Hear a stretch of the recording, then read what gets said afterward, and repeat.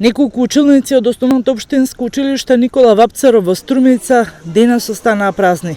Четврто оделенците не ги пуштија на училиште. Родителите предупредија дека децата нема да одат на училиште ако не се исполнат нивните барања.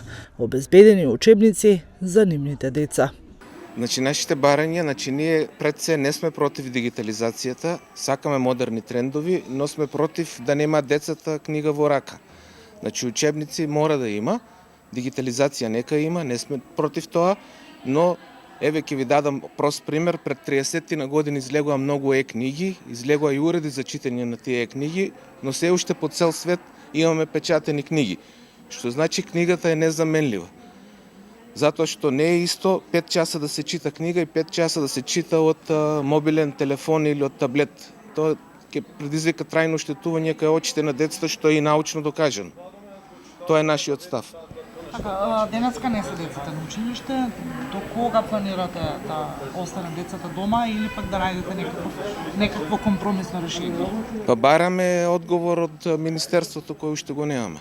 Од раководството на училиштето не информира дека сепак учебници ќе имало. Во наредниот период ги очекувале да пристигнат и истите да бидат распределени по училниците. Денес се контактиравме и управата на училиштето во Струмица Никола Вапцаров, од таму директорот е дециден дека освен да се почитува одлуката на Министерството за образование, засега и немаат друго алтернативно решение.